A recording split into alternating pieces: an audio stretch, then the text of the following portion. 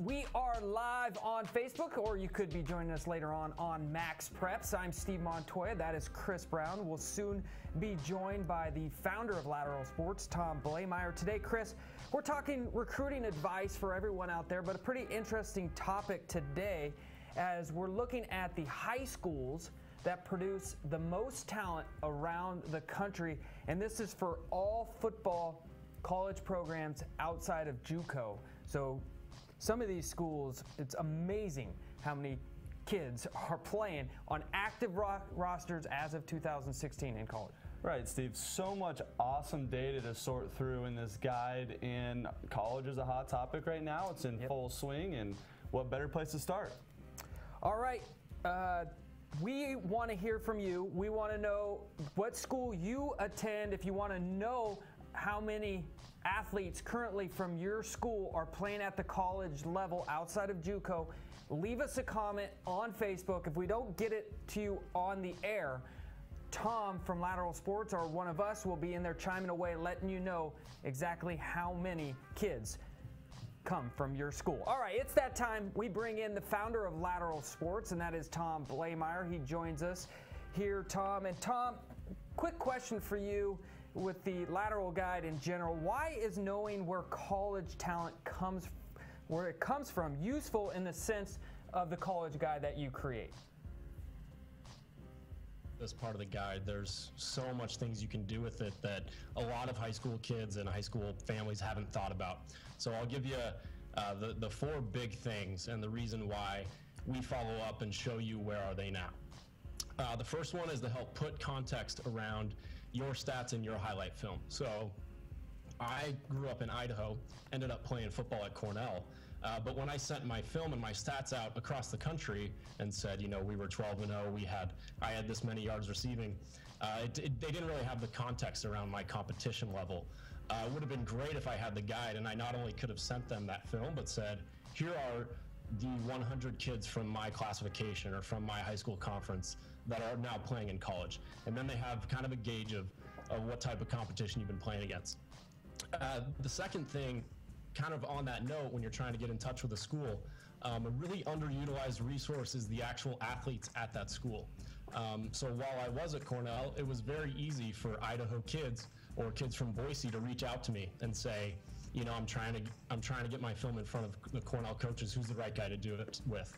And if you're able to look up, you know, not only kids from your high school, but kids from all 10 high schools you've played against, you're one network connection away to getting their experience, to saying, hey, you know, I'm interested in the school that you're at. Can you tell me about it? Can you tell me which coach I should send my film to? Can you walk it into his office and, you know, tell him to actually watch that film? I think that's a huge advantage, and there are some conferences where just your conference alone, you'd be surprised. You could cover, you know, 200 colleges in some of these conferences. A third aspect of this is high school coaches love being able to show kids that are coming up where they've helped put kids in college. So I've seen high school coaches look at this and say, man, you know, I can't believe you tracked these guys down. I lost touch with these guys. I've got to show this to the 8th graders and 9th graders coming in because this is a great tool that shows, you know, what we do at this school to help these kids get into college. And lastly, I think the objectivity of being able to gauge what level is right for you is really big with this. So it's sometimes tough to know, am I a D3 guy, am I D1 FCS? But it's really helpful when you can look and actually see guys that you know that you've played with or played against and say, okay, you know, I remember playing against, you know, Max Hawkins. He was this type of player. Maybe that's the right level for me. So those are the ways where, you know, it might just look like a list of schools, a list of where kids are now. But if you turn it in the right direction, it can really help throughout the process. All right, Tom, thanks so much. We're going to allow Tom right now to actually look at the Facebook comments, see if he can answer any of those while Chris and I break down some of the top overall schools. We see some comments coming in. If you're just joining us now, we're breaking down what type of high schools produce the most college football talent across the country outside of JUCO. So if you have a specific question from your school or a school in your area, hit us up on Facebook. If we don't get to it right this moment, we will get to it throughout the day. Yeah, Spurl, and if you can just go ahead and pull up that graphic of the top 10 schools. So what you guys are seeing on the screen right now is the top 10 schools that have produced the most college talent. So clearly, obviously, some notable names on this list here. You can see St. Thomas at the top. And Steve, not a better place to start than with Aquinas. Yeah, just keeping this graphic up here for a second. Sorry, if you can just go back to that real quick.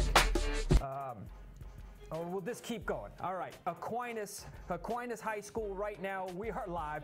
It has produced 67 former players. They're playing right now. They're on active college rosters as of 2016. So that's not just overall. That is currently, right now, in college, that many guys playing out there. And get this, Chris, 40 of them are playing FBS Division I talent. So of the 67, 40. So there's guys like Michael Irvin II playing out there, Nick Bosa for Ohio State, Jordan Scarlett for Florida. The list just goes on and on for St. Thomas Aquinas. We see this year in and year out with this school producing so much talent. One of the top 25 teams. They actually started #1 overall in the country. They're still going to be probably finishing off near the top when it all said and done. But STA out of Fort Lauderdale, one of the top teams. 67 overall, Chris. Yeah, just to keep this rolling here, Spurl, if we could pull up those Bergen Catholic highlights. Another New Jersey State power. Steve, 49, not 67, but still 49 players on active college rosters.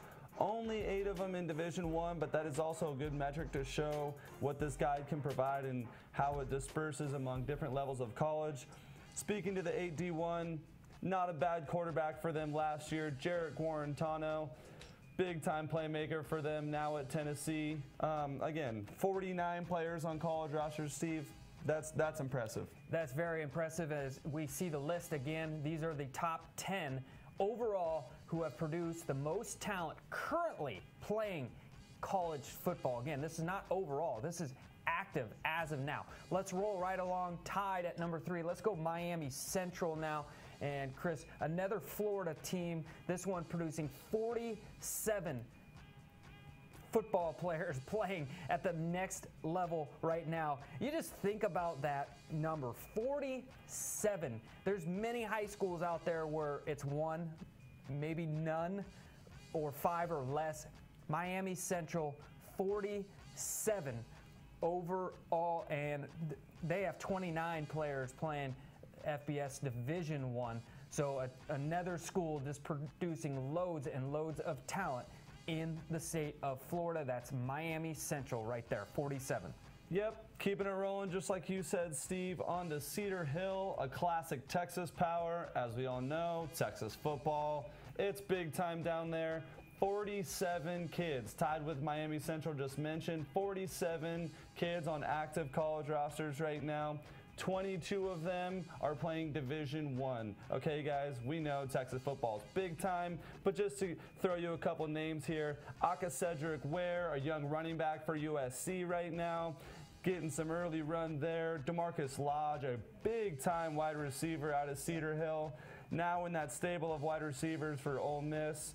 I mean, Texas football, putting them out. Texas football. All right, let's roll right along. One more school we want to hit on specifically is DeMatha out of Maryland. And Chris, we're seeing DeMatha right now putting on a show this current season with their high school players. But guys like Terrence Davis and more, you kind of get the idea of why these schools, every year you see them in the national top 25 high school rankings, is because they just know how to reload with huge talent year in and year out. DeMatha, another school, 46, tied with Miramar, another school out of Florida, with 46 overall. And DeMatha's another one of those schools that maybe, only 21, I say only 21 of the 46 are playing FBS Division I.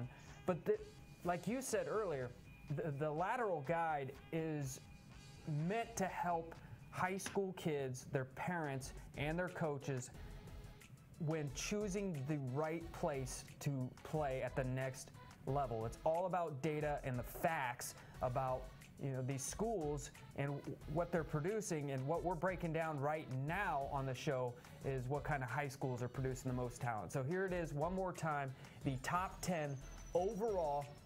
We're going to have a full article breaking this down on the site soon too on MaxPreps. So you see Allen on there, another Texas Power, Don Bosco. So you're kind of seeing some of the similar states on there, but then you also see St. Edward in Ohio, Mount Carmel in Illinois. I was going to say, you get an Ohio team in there, you get an Illinois team in there, so it is also really cool to see the dispersion, as you mentioned. That's right. All right, we're going to bring back in Tom now, and Tom, some people, may look at this list and see that a school like IMG Academy is left off of the list. We know they produce a bunch of talent, and also someone maybe like Fork Union. Describe the difference that you're seeing when pulling the data between someone like Fork Union and the other schools.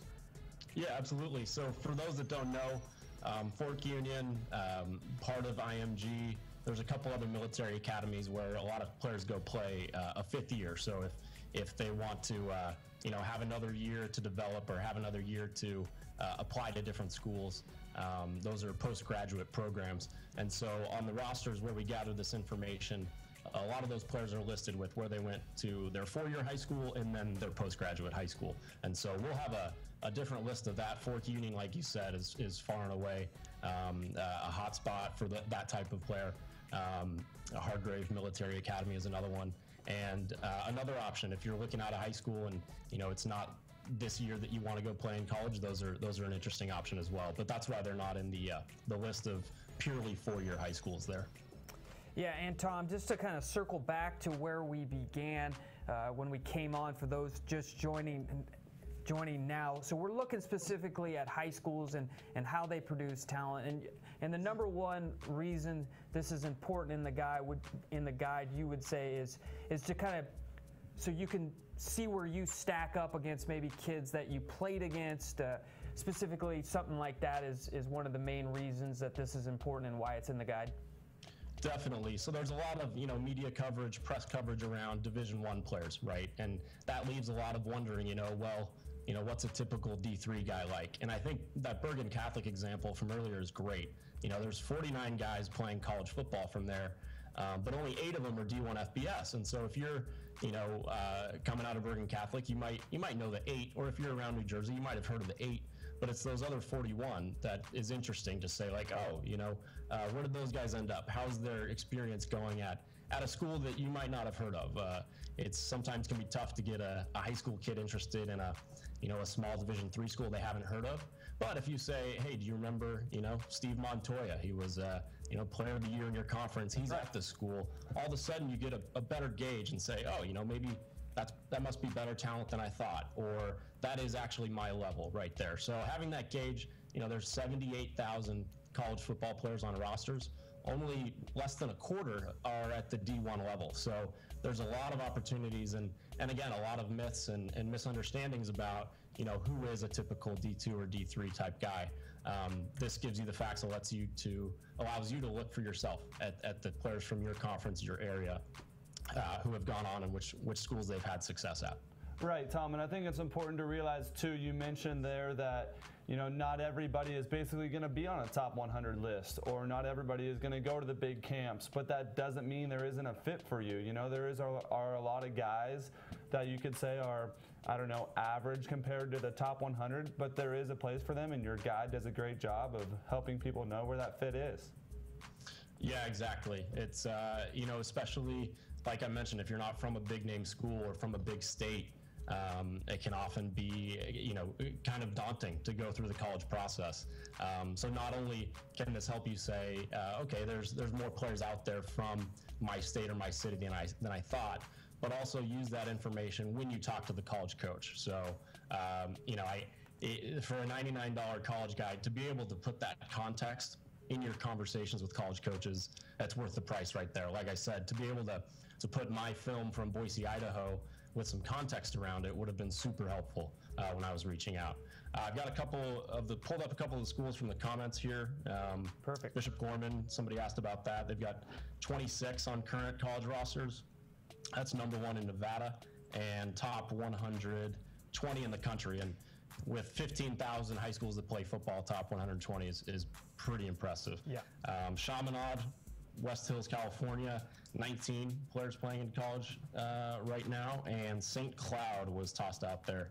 They have 10 on college rosters. You know, not only for fans or the kids at the high school themselves, but like I said, I've showed this to high school coaches who were surprised to see some of the names on the list. You know, we're talking about finding kids on, you know, Cornell College or Linfield College, schools that, you know, you don't really always follow up or see how the career went. And it's great to have a coach look at this and say, oh man, I can't believe you found that guy. You know, you'd be great to reach out to, hear about his experience. I've got a current kid who's just like him as a player. The other thing I'll mention, if you're a high school coach out there, you know, I was out in Washington, D.C., talked to a great head coach named Mike Hunter at Friendship Collegiate. And when you think D.C., you know, you think the big private schools, St. John's, Gonzaga, putting out a lot of players. And when I showed him this list last year, turned out Friendship Collegiate had put out more players on college rosters than both of those private schools. And, you know, that's just another place where people kind of have in their mind, you know, if I want to play in college, I have to go to a certain type of school. And this, you know, this information is, like you said, all about the facts. It can debunk a lot of those myths that some people have.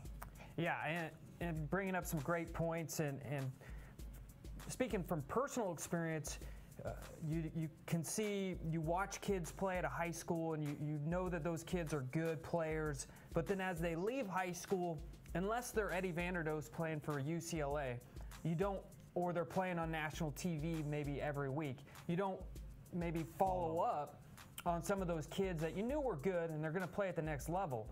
But you don't know, oh, that kid, I knew he was good. Oh, he's playing for Southern Oregon, and now he's actually starting for them. Or like Tom said, he's playing at Linfield College. So the guide shows you more than just, like you were also alluding to earlier, just the top 100 guys. These are guys that are just playing college football. They're playing at the next level, and that's what it's all about. I mean, giving kids opportunities to find the right fit. And so the guide that we're talking about will become available on Max Preps beginning in October. It's available for coaches, parents, and athletes out there, and it's all based purely on data. And so we've been diving into some of the top high schools. If you can pull up that graphic one more time. So these are the outliers. These are the guys that are producing over 40 kids and that are actively playing in college right now, a lot of them on FBS Division I. So these aren't your normal, typical high schools that you'll see out there. Right, you'll probably see a handful of top 100 kids on these teams here, but like as we've been saying, there's definitely more. Yeah, and so most schools will see there's 3 kids playing in college right now, even 2 or 1. The guide has them all broken down as well by state. So we're going to get to the comments later on here. We see Sarah coming in. We see St. Anthony. We see the comments. We will definitely get to them if we can't get to them right now on air. All right, before we go, what we also have coming up later on this week is similar to this, but we're going to break it down by the NFL rosters as well. Let's pull up that map real quick. So this is just a quick snapshot of overall where the active NFL players as of week 1, where they all came from. So you can see Florida's out in front, Texas is third, California's second. But we're going to actually break this down by state, the top high schools. Some of them are very similar to what we see right now on our list, like St. Thomas Aquinas, for example, will be number 1 as well on the NFL roster side. So it does kind of go hand in hand together. So that's coming out later this week. We'll get that out on all our social accounts so you can follow along. The data just gets richer and richer, Steve. That's right. And so every Wednesday, we are going to be live with Tom talking more and more about the lateral guide and what it's all about and how it could help, say, your son, your daughter, or if you're a coach out there, your athlete who wants to come up and approach you on where is the best fit for them to play at the next level. And Tom, let's bring you in one more time. What sports will we have in the guide? I know we hit a lot on football, but what sports should we see here early on in October? Yeah, I'm so glad you asked that because it's really exciting to talk about, you know, women's soccer, men's soccer, women's volleyball, men's and women's basketball, softball, baseball, men's and women's lacrosse. Those are the other 9 sports we're going to have. And, you know, we alluded to it a little bit. There's coverage of D1 football. There's a lot of coverage of even, you know, other levels of football. But when you're able to, you know, show a family every D3 women's volleyball player from their city, you know, that might not be important enough for a big media company to follow, or ESPN's not going to do articles on that. But we do that because that's a $160,000 decision that family's going through, and we want to help them find, you know, the girls or the guys in their sport, maybe a less covered sport, find where they went. So we have every single volleyball player from which hometown, which high school, where they ended up. And again, the way you can use the data to reach out to those athletes, to get in touch with college coaches with context, it's the same for all those sports. So I'm really excited about some of those other sports that will be available on October 1st as well. All right, Tom, thanks so much for joining us. And Tom will be with us each and every Wednesday. Plus, Tom will be creating content for Max Preps as well. And, you know, Tom hits on some of the other sports. And I know just personally being a coach as well, you know, some high school softball players think they're too small to play at the next level. Tom and the Lateral guys said, hey, look, the average college softball player is about 5'6". So you don't need to be 6 foot to be playing at the next level. There are opportunities. That are happy to hear that. Yeah, and I know Tom's personal experience being a 5'9" wide receiver, thinking there's not a lot of opportunities to play at the next level. Well, there actually is. There is, and that's why the guide is here. So it's here to help you make the best decision going forward in college. Much, much more to come on this as we go on through the season. We can't wait till October when it actually hits the site. That's Chris Brown right there. I'm Steve Montoya. Thanks for joining us. This is MaxPreps.com.